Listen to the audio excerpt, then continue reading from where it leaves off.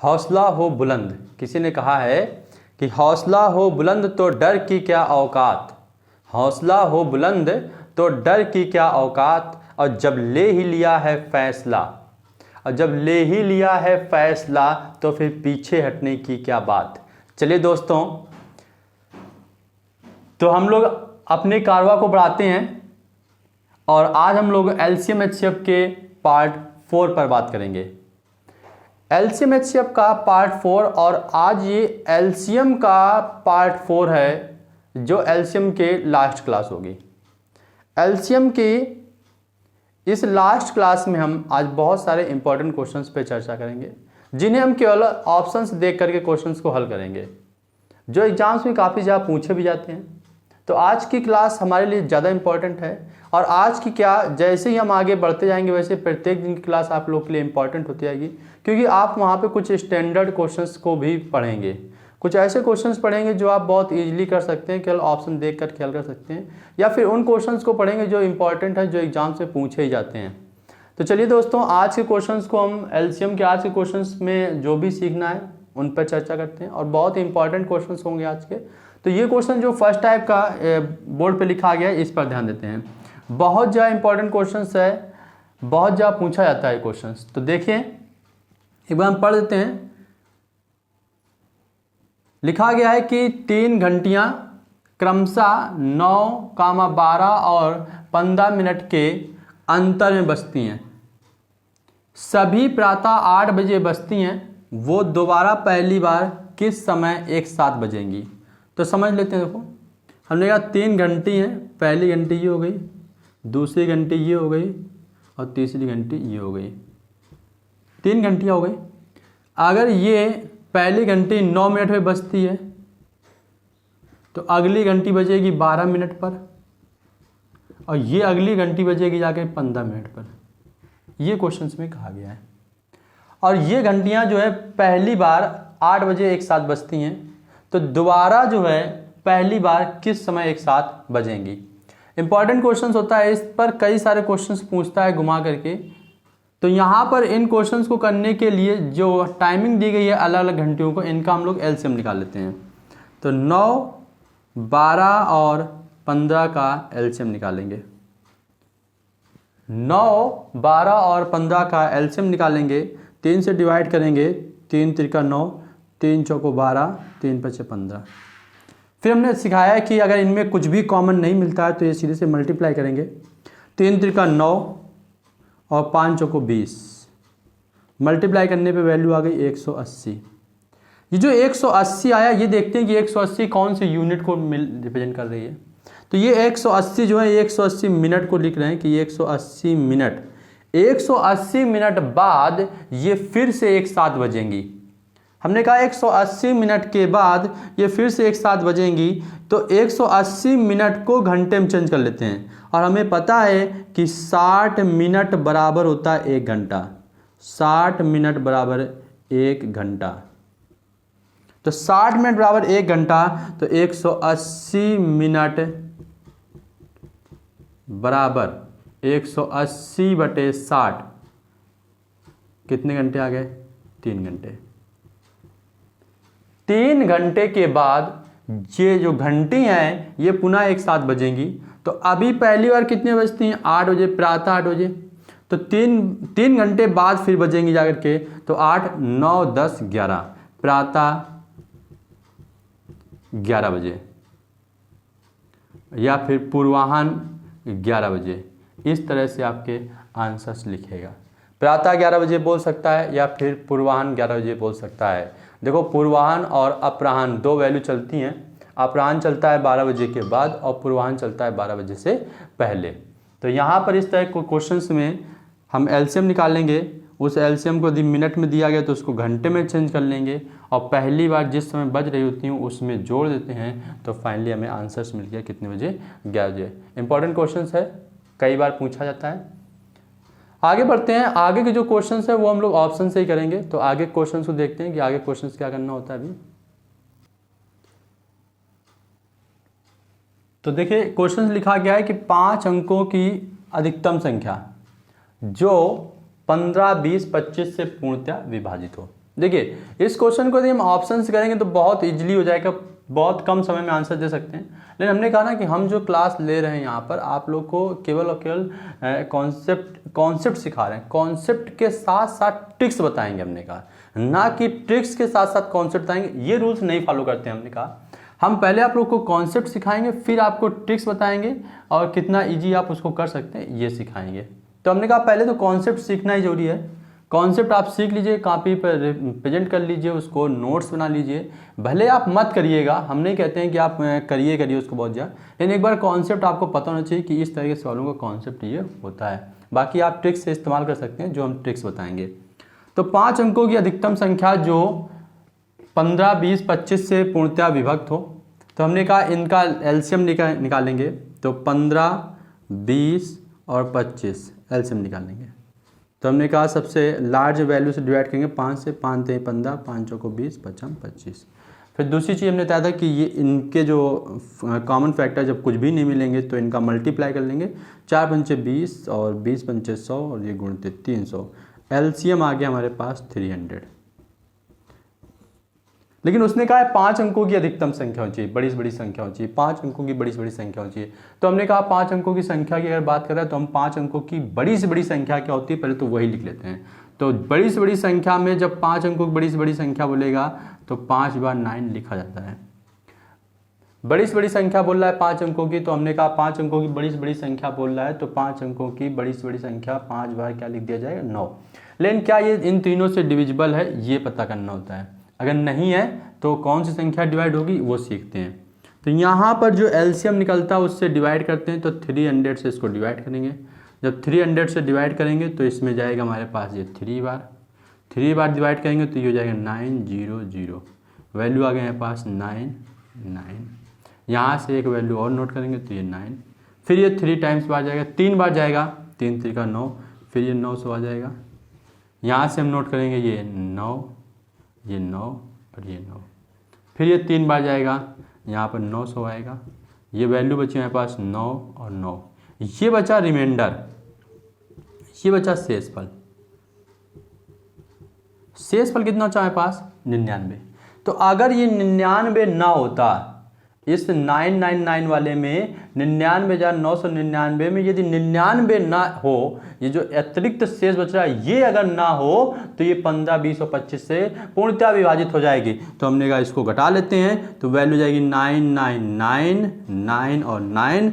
99,999 में value minus कर देंगे 99, तो वैल्यू आ जाएगी हमारे पास 00999। ये हमारे पास आंसर आ जाएगा। देखो ये 5 अंकों की वह बड़ी से बड़ी संख्या है। 5 अंकों, देखो यहाँ पे कंडीशन लगा रहा है 5 अंकों की बड़ी से बड़ी जरूर लिखा गया है, लेकिन उससे पहले कंडीशन लगा दे रहा है। ये मत समझना कि एक से एचसीएफ का सवाल हो गया, अधिकतम संख्या पूछे या बड़ी से बड़ी संख्या लिखे। वो कंडीशन लगा करके पूछ रहा है 5 अंकों की बड़ी से बड़ी संख्या होनी चाहिए। तो जब कंडीशन लग करके बड़ी से बड़ी संख्या पूछेगा तो उसमें भी हमें क्या निकालना होता है, एलसीएम निकालना होता है। बहुत से स्टूडेंट डाउट में जाते हैं कि सर अधिकतम बड़ी से बड़ी संख्या बात कर रहा है तो क्या एचसीएफ निकालेंगे? नहीं, कंडीशन लगा दे रहा है। कंडीशन के साथ साथ जब अधिकतम संख्या पूछेगा, बड़ी से बड़ी संख्या पूछेगा तो वहां पर भी एलसीएम ही निकालेंगे। एलसीएम निकाला 15, 20 और 25 का एलसीएम आया 300, तो क्या 300 आंसर हो गया? नहीं, क्योंकि ये 5 अंकों की नहीं है, वो भी बड़ी से बड़ी संख्या। तो हमने 5 अंकों की बड़ी से बड़ी संख्या लिख ली, उसमें एलसीएम से डिवाइड किया। जब एलसीएम से डिवाइड किया तो कुछ मिला शेषफल। कुछ क्या मिला? शेषफल मिला ना। उस शेषफल को उस बड़ी से बड़ी संख्या जो 9 9 9 9 9 और 5 बार लिखा गया तो उसमें शेषफल को घटा देंगे। अब जो बचेगा वही हमारा क्या होगा? आंसर्स होगा। क्लियर बात इतनी? तो ये हो गया हमारे पास पैटर्न, ये हो गया हमारे पास कॉन्सेप्ट कि अगर 5 अंकों की अधिकतम संख्या पूछता है, 4 अंकों की बड़ी से बड़ी संख्या पूछता है, 3 अंकों की बड़ी से बड़ी संख्या पूछता है, तो ये उसका क्या हो गया हमारे पास? कॉन्सेप्ट। लेकिन हमने कहा कॉन्सेप्ट के साथ साथ हम आप लोगों को सिखाएंगे कि विकल्प देख करके आप आंसर्स कैसे दे सकते हैं, एग्जाम्स में इन्हीं क्वेश्चंस को आप कैसे करेंगे। क्लियर? हमने क्या था कि इन्हीं क्वेश्चंस को आप एग्जाम्स में कैसे करेंगे ये सिखाने जा रहे हैं हम लोग। क्लियर इतनी? तो इसको इरेज कर देते हैं। अगर किसी को नोट करना हो तो स्क्रीनशॉट ले सकते हैं और स्क्रीनशॉट ले करने के बाद में अपनी नोट्स बुक में रिप्रेजेंट कर लीजिए, उसको लिख लीजिए। तो देखिए इसी को हम देखते हैं कि विकल्प से कैसे करते हैं। चलिए देखते हैं। तो हमने कहा अब आप लोग के सामने हमने उसी क्वेश्चंस में विकल्प लिख दिए हैं कि 5 अंकों की अधिकतम संख्या जो 15, 20, 25 से पूर्णतः विभाजित है, और उसके 4 ऑप्शन दिए गए। हमने पहला ऑप्शन दिया गया 98900, दूसरा ऑप्शन दिया गया 9900, तीसरा ऑप्शन दिया गया 99600 और डी ऑप्शन दिया गया 99750। तो अब इस क्वेश्चंस को कैसे करेंगे ताकि हम कम समय में कर सकें। हमने कहा इंपॉर्टेंट है, तो यहाँ पर जो चीज़ हम समझाने की कोशिश कर रहे हैं उसको लिखना। यहाँ पे जो हमारे पास इंपॉर्टेंट है वो है विभाजिता के नियम। तो यहाँ पर जो नंबर्स लिखे गए हैं उनको हम लिखेंगे 15, 20 और 25। ये नंबर 5 और 3 से डिविजिबल होगा, ये नंबर 4 और 5 से डिविजिबल होगा, ये नंबर 5 और 5 से डिविजिबल होगा, दोनों चीज़ें। तो देखो हमारे पास कहीं ना कहीं फैक्टर मिल रहा है, हमें 3 मिल रहा है, 4 मिल रहा है और क्या मिल रहा है, 5 मिल रहा है। तो एक ऐसा नंबर्स लो जो 3, 4 और 5 तीनों से डिविजिबल हो। तो 3 की डिविजिबिलिटी का नियम बताया गया है। 3 से विभाजिता का नियम होता है कि यदि अंकों का योग 3 से विभाजित हो तो संख्या 3 से क्या होगी, विभाजित होगी। तो देखो इसको अगर हम देखेंगे तो ये 3 से कटेगा, ये 3 से कटेगा, ये 3 से नहीं कटेगा, तो ये ऑप्शन से नहीं होगा। दूसरा आ जाओ, ये हमारे पास ये कटेंगे 3 से, ये भी 3 से कटेगा, और ये हमारे पास 7, 5, 12, ये 3 से, ये 3 से, ये 7, 5, 12, ये भी 3 से कटेगा। लेकिन क्या ये नंबर 4 से कट रहा है, ये नंबर 4 से नहीं कटेगा। देखो क्योंकि 4 की डिविजिबिलिटी का नियम होता है कि अंतिम 2 अंक यदि 4 से विभाजित होंगे तो पूरी की पूरी संख्या 4 से विभाजित हो जाएगी। लेकिन यहाँ 50 में जब 4 से भाग देंगे तो ये संख्या पूर्णतः विभाजित नहीं होती है, इसलिए ये संख्या 4 से विभाजित नहीं होगी, तो ये 20 से विभाजित नहीं होगी पूर्णतः। अब बच्ची कितनी 2 संख्याएं, ये 3 से विभाजित, ये 3 से विभाजित, ये भी 4 से विभाजित, ये भी 4 से विभाजित, दोनों ही 5 से विभाजित। लेकिन उसने कहा है कि 5 अंकों की बड़ी से बड़ी संख्या, ये भी 5 अंक है, ये भी 5 अंक हैं, लेकिन बड़ी से बड़ी संख्या पे टिक करना था, इसलिए हमारे पास आंसर्स हो गया 99900। देखिए कितना इजी हो गया क्वेश्चन को। क्या किया हमने केवल और केवल किसके नियम लगा दिए, विभाजिता के नियम लगा दिए। और विभाजिता के नियम में 3-4 नियम चेक करने होते हैं, 3, 4, 8, 7, ये नियम आपको आने चाहिए। अगर ये नियम्स आते हैं आपको तो आप क्वेश्चंस को देखते ही इजी से आसानी से उसको हल कर सकते हैं। तो इसी तरह का चलिए दोस्तों एक दूसरा क्वेश्चन हम लिखते हैं ताकि उसको भी सीखें, उसको देखें क्या ये विभाजिता के नियम हमारे इस प्रकार के क्वेश्चनों को आसानी से सॉल्व कर पाते हैं। तो चलिए एक अगला क्वेश्चन लिखते हैं आप लोगों के लिए। तो ये रहा हमारे पास अगला क्वेश्चन, जहां पे बोला गया कि 4 अंकों की बड़ी से बड़ी संख्या। देखो हमने कहा ना एक बार फिर से उसने बोला है बड़ी से बड़ी संख्या। यहाँ पर बड़ी से बड़ी संख्या का मतलब HCF से नहीं है। बहुत सारे स्टूडेंट ये सोचते होंगे कि HCF में ही बड़ी से बड़ी संख्या पूछी जाती है, ऐसा नहीं है। बड़ी से बड़ी संख्या पूछा, लेकिन क्या लगा करके, कंडीशन लगा करके। जब वो कंडीशन लगा करके आपसे बड़ी से बड़ी संख्या पूछता है तो हमने कहा उस सिचुएशन में वो HCF नहीं होता है, LCM को फॉलो करता है। तो 4 अंकों की बड़ी से बड़ी संख्या ज्ञात करें जो 8, 12, 15 और 16 से पूर्णतः विभाजित हो। किससे? 8, 12, 15 और 16 से पूर्णतः विभाजित हो। तो यहाँ पर पूरा 8 की डिविजिबिलिटी का रूल लगाओ। 8 की डिविजिबिलिटी यहाँ पर 3 और 4 की चलेगी, यहाँ पर 3 और 5 की चलेगी, यहाँ पर 8 और 2 की डिविजिबिलिटी चलेगी। तो हमने कहा कि सबसे पहले हम 3 की डिविजिबिलिटी चेक क्या करते हैं। तो ये नंबर 3 से डिवाइड होगा, ये नंबर 3 से डिवाइड होगा, ये नंबर 3 से नहीं डिवाइड होगा क्योंकि ये 3 से डिवाइड होगा, ये 3 से डिवाइड होगा, ये 3 से डिवाइड नहीं होगा, तो ये नंबर 3 से डिवाइड नहीं होगा। ये 3 से डिवाइड, ये 3 से डिवाइड, ये 3 से डिवाइड नहीं होगा, तो ये नंबर भी 3 से डिवाइड नहीं होगा। क्लियर बात? अभी 3 से ये नंबर्स नहीं डिवाइड होंगे क्योंकि ये अंकों का योग 3 से डिवाइड नहीं हो रहा है, यहाँ पर भी अंकों का योग 3 से डिवाइड नहीं हो रहा है। अब बचे 2 नंबर्स, ये पूर्णतः डिवाइड होगा 3 से, ये भी 3 से डिवाइड होगा, लेकिन अगली कंडीशन है कि वो नंबर 8, 4 या 2 से डिवाइड होना चाहिए। तो ये नंबर 2 से पूर्णतः डिवाइड नहीं होगा, तो बचा हुआ नंबर सी हमारे पास क्या हो गया आंसर्स, तो 9840 यही हमारे पास आंसर हो गया। देखिए कितना इजी हो गया क्वेश्चन। ये 2 से डिविजिबल नहीं है, क्यों? क्योंकि इकाई अंक हमारे पास सम संख्या नहीं है। यदि किसी नंबर्स का इकाई अंक सम संख्या नहीं है तो वो कभी भी नंबर्स 2 से पूर्णतः विभाजित नहीं होता है, इसलिए ये नंबर 2 से पूर्णतः विभाजित नहीं होगा। ये नंबर 3 से, इनके किसी भी एक फैक्टर से अगर डिवाइड नहीं होता है तो आंसर्स नहीं हो सकता वो। तो यहाँ पर ये 3 से डिवाइड नहीं होगा, क्योंकि 9 डिवाइड हो जाए 6 डिवाइड हो जाए, ये 3 से डिवाइड नहीं होगा। यहाँ पे 9 3 से डिवाइड, ये 9 3 से डिवाइड, लेकिन ये 8 3 से डिवाइड नहीं होगा, तो ये भी आंसर्स नहीं, ये भी आंसर्स नहीं। तो फाइनली आंसर्स कितना आ गया है पास 9840। देखिए कितना इजी हो गया आंसर्स, कितनी आसानी से निकाल लिया, केवल कौन से रूल से? विभाज्यता के नियम से। चलिए एक क्वेश्चन और देखते हैं। तो अगला क्वेश्चन हमारे पास 4 अंकों की सबसे बड़ी संख्या जो 3, 4, 5 और 6 से पूरी तरह विभाजित हो। ऑप्शंस लिखे हैं, पहला ऑप्शन है ए 999, बी ऑप्शन है 9980, सी में है 9960, डी में है 9900।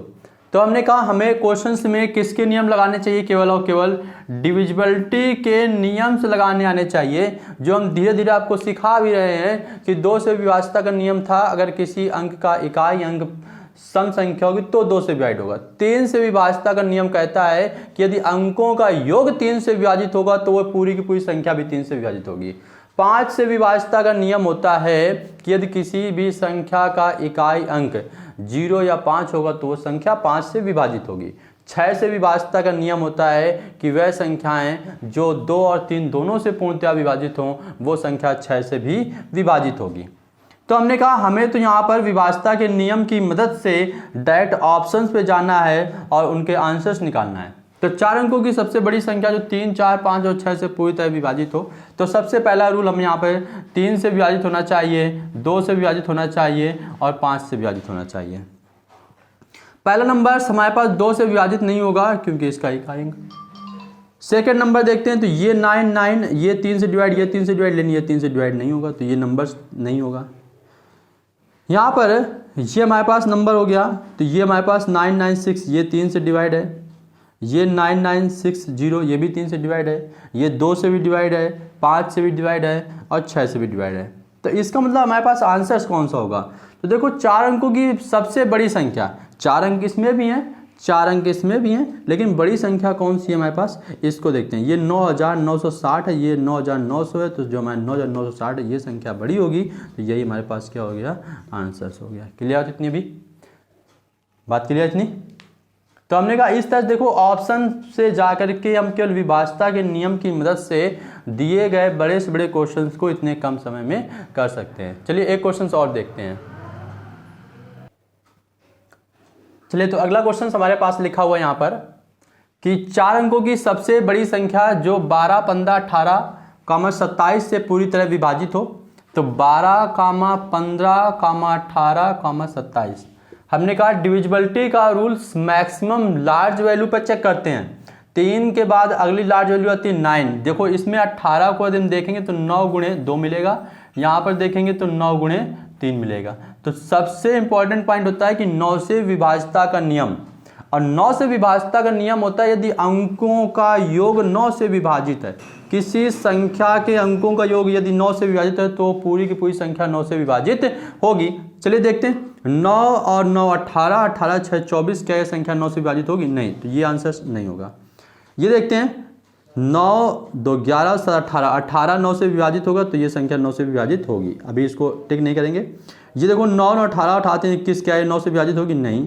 9 9 18 6 24, क्या है 3 से विभाजित होगी? नहीं। तो केवल 3 से विभाजित होने वाली संख्या, 9 से विभाजित होने वाली संख्या 1 मिल गई, और उसी को बिना देखे ही आप टिक करके आंसर्स लगा देंगे। यही आपका आंसर्स हो जाएगा, जो कि बिल्कुल सही माना जाएगा, सही भी होता है। क्लियर? चलिए एक क्वेश्चन इसका और देखते हैं। बस आज की क्लास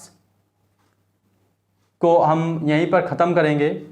और हमने कहा कि ये जो क्लास है ये आप लोग के लिए इम्पॉर्टेंट है। और दूसरी चीज़ एक सभी से हम ये बात फिर से कहना चाहेंगे कि ज़्यादा से ज़्यादा हो सके तो अपने दोस्तों के बीच ये वीडियो शेयर कीजिए, और कोशिश करिए कि आप यूट्यूब चैनल में हमारा चैनल सर्च करके वीडियो देखिए, और बेल आइकन पे ऑल का नोटिफिकेशन क्लिक कर दीजिए।